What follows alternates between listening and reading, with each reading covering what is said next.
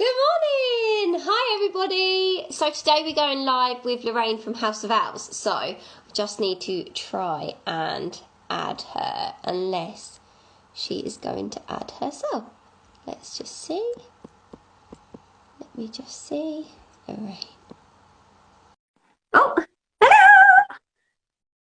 Not sure if that's worked. Guys, I always have trouble with this part, don't I? Yeah! It worked! I'm actually on.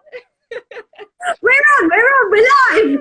Hi, how are you? I'm good, thanks. How are you? Good, yeah, I'm good, thank you. I have to get used to, like readjust where I'm sitting when the screen goes half and half. You're surrounded by all that beautifulness. I know. Well, I realised that I've had my office for it's been done for about 8 months now, and all the walls were bare. And then I was like, I need stuff everywhere. I can't work. I need stuff on every wall.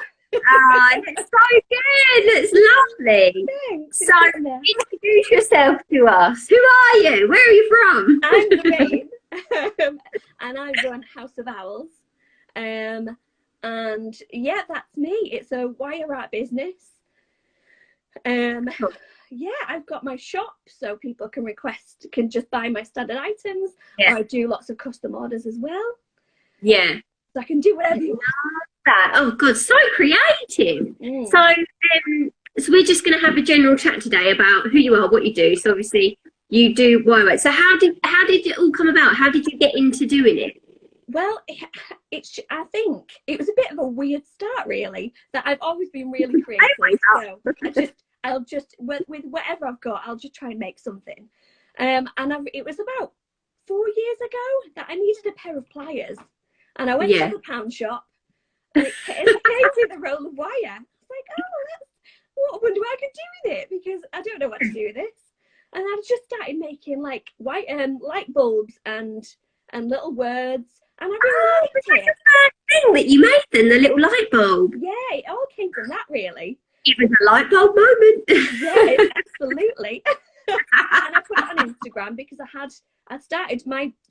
started as a home account. Yeah. So I just put on, because I didn't want to bore my friends and family with all the things that I like to do. So I thought I'll just make a dedicated area, and then none of them have to see what I'm doing. And I got a really nice reception from it. That's so good. It went from there, really. So is that why it's called House of Owls? Because it was originally your home account, or is it? Like the name is a bit weird, really. That I like it. Looking back, it came from Sheffield Wednesday, because my husband supports Sheffield Wednesday, and they're called the Owls. Okay. Everyone, like my grandma, every birthday of his, she buys him something with an owl on. And that's so cute. So our house became full of owls. Yeah, that's so lovely. Football, of all things. Well, yeah, it sounds really creative.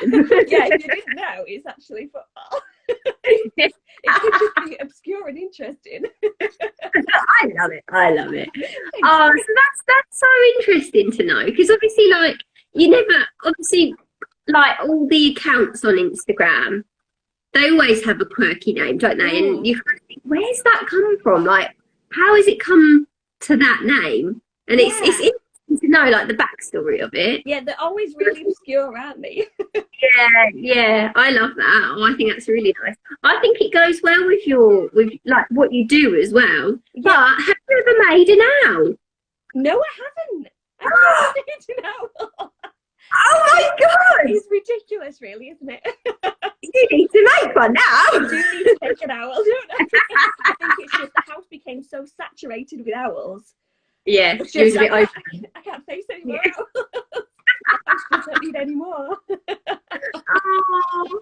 So talk us through, like, obviously how you go about it. Do you get inspired by something, or is it mostly like commissioned work now? Because obviously, like, have you got any examples like that people can see? Because it's all really like detailed. I'll look behind. Well, I've got my, like, these are some new things I've been working on. Yeah. So it's the bulb. That's so cute. Mainly these things that I don't know, I find a lot of them, I've started kind of, you know, just trying to make things that I really like. Because I think as a creative business, it's really easy to go down the route of, oh, well, what sells and what do people like? And I think I've kind of got a bit lost in that definitely, and I think trying to do what other people might like. Yeah, and I think if you go too far down that line, you're almost losing a little bit of the love for actually what you're making. Yeah. Because it's not something that you would actually want. So I think that's pretty good that you're sticking to like what you love. Yeah, because like before COVID hit, it was like the busiest I'd ever been. It was brilliant. But as much as it was amazing that I was really, really busy, I didn't have time for anything else. It was making my orders and that was it. There was no time for anything. So it's quite nice in a way that obviously I want to stay busy enough to keep going, which at the moment it's plenty busy, which is great. But it's also allowed me a bit of time to design as well. Oh, that's so good. Yeah, that's really nice. It's a bit of a shame when you just like, as brilliant as it is, that I never want to turn down orders to be really busy. It's quite kind of nice to, like, as a creative, I want to carry on designing things. And yeah, it's really nice but my inspiration really is, to be honest, anything but wire.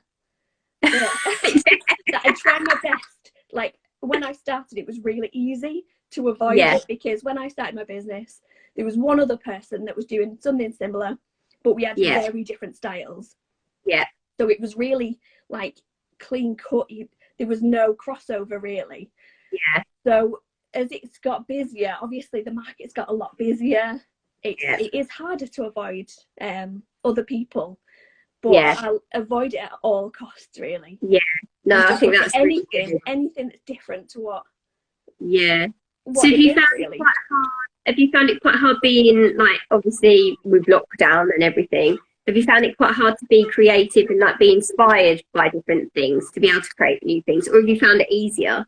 It's a bit of a mixed bag really, because if you're not going out, if you're not going anywhere, like looking at things in shops, that's really useful, like things that are just completely different to what you make. So I think I've relied a lot more on the internet. Pinterest is my best friend. I get lost down so many Pinterest rabbit holes. I've forgotten the hours and I realise I've been doing. Oh no, it's so easy to get lost down a Pinterest hole, because you click on one thing, then you scroll down, there's loads of things similar, then you click on something else, and you just end up like miles away from where you actually needed to be. But actually sometimes that works out quite well. Yeah. Although I realised the other day, I looked on mine and I think I've got about 20 boards. I wanted to pin something. I was like, oh my god, which board do I pick? It was such a mess, because it was just everything of every different category. Yeah. But I should really organise that. It's probably a bit like my mind. It's just a jumble of everything. So out of all of the pieces that you've made, you get quite a lot of commissions, don't you? Like personalised design work, that kind of thing. Yeah. What's been like your all-time favourite that you've had to make, or have you got like a favourite piece that you love making every single time? I think my favourite commission, it was a few years ago actually now. I think it was my first big quote, and I can't even remember exactly what it was. It was a Harry Potter quote.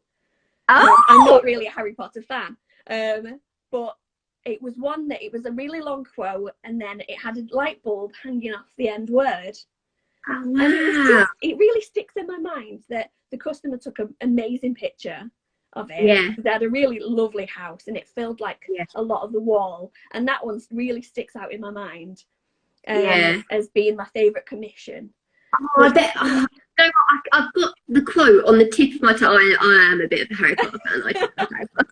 And is it something about like when the light is off, when the light turns on, or something? Yeah. Oh, if anyone's watching and they know what quote it is, please write it down, because that's good. It was that one, but I can't remember what it was.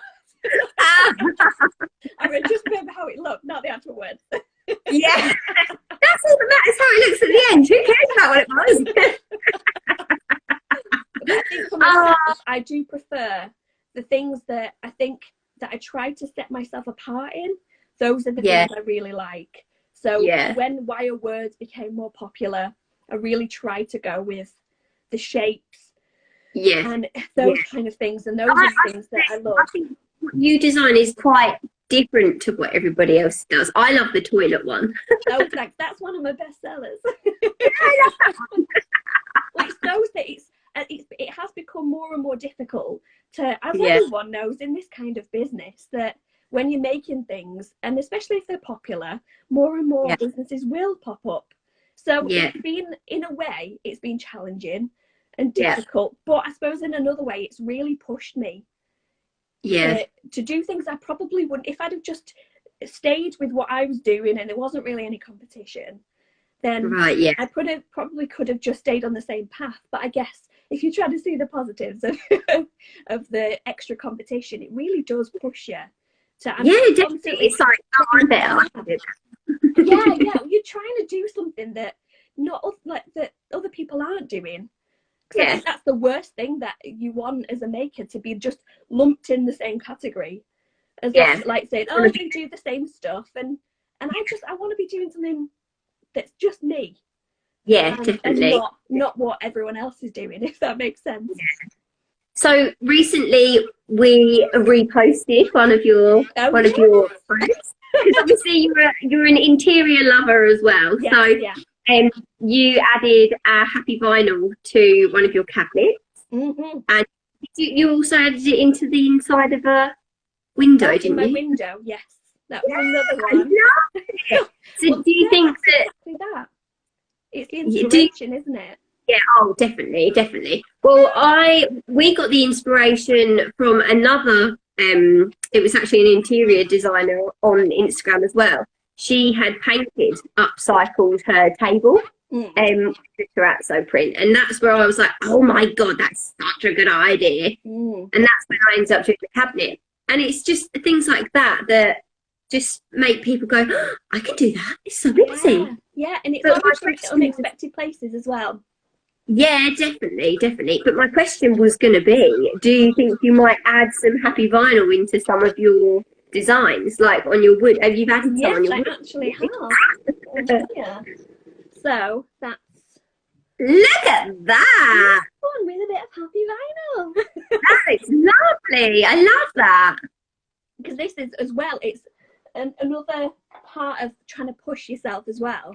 Because I know that online, my business works really well online, because you can see tutorials, like video tutorials of how to hang them. But I guess wanting to move it forward, it's always thinking, I know that in person, the question that a customer would ask would be, how would you hang it? Which is something I get asked a lot. So we're putting it on a plaque and making it a bit more fun. Oh, Does some of them you have to drill, don't you? Like tiny holes into the wall? Yeah, if you want it floating, you can slot the ends into the walls. And then it does make a really clean effect, but you've got to make holes in your walls. Yeah, exactly. That's a really...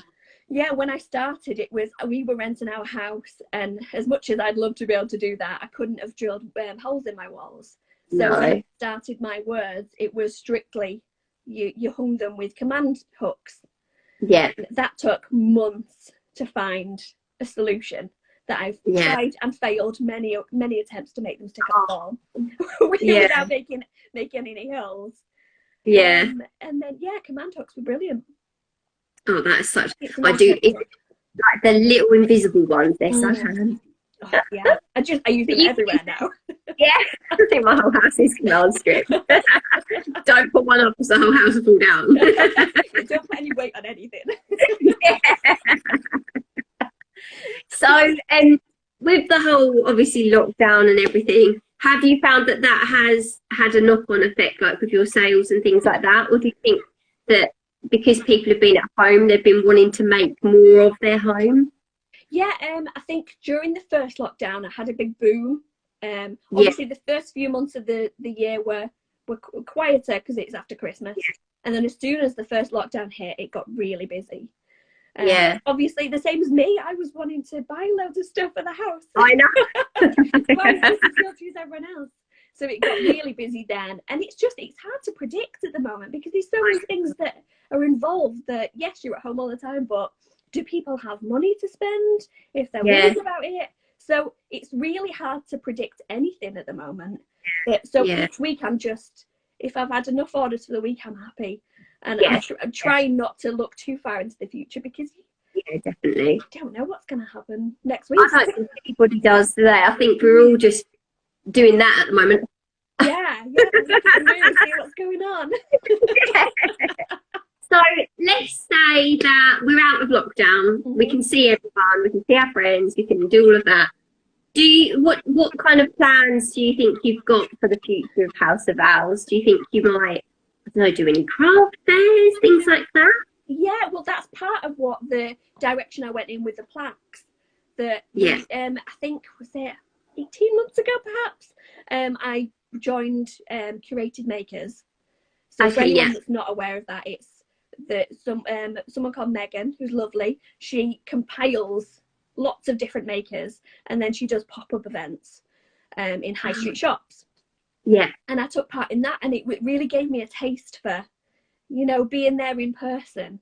Yeah. And I went to Paper Chase, and I sat and made my work while people were shopping. And it was lovely because my background, apart from being at college and doing art, I worked in boots. So, I worked in Top Man, so I know the retail world. So I was so used to that environment. And I suppose it was like I felt really comfortable in that environment because I'd spent years in pharmacies, and it was so lovely to be there and to chat to people. Yeah. So I would love to do something like that in the future. I think it's lovely, isn't it? Because people actually get to come and talk to you about your work, and they can see what you're actually doing, and they can see the time and effort that you put into it. Yeah. I think it makes people appreciate it so much more rather than just scrolling and going, oh, that looks nice, click. As much as amazing as the internet is, I think Amazon has got a lot to answer for. And like the cheap shops, as brilliant as they are, it's kind of you've lost that awareness of a maker and what actually goes into that product. So I do think that lockdown has really helped kind of bring the maker back, because there's been such a huge support for small businesses and like crafters and things like that, for people to actually buy from them to help keep their business going for lockdown, which I think has been amazing for the craft community. Absolutely. I think I suppose that's the benefit, that everyone's relied on online shopping. So definitely. This has worked quite in a way for small businesses, because if people have lost access to certain shops, and it's so much better for the economy as well. I know with small businesses, because the money that I make, I go and spend it. Probably more than I should. You basically work to carry on shopping. Of course, I'm just funding my habit.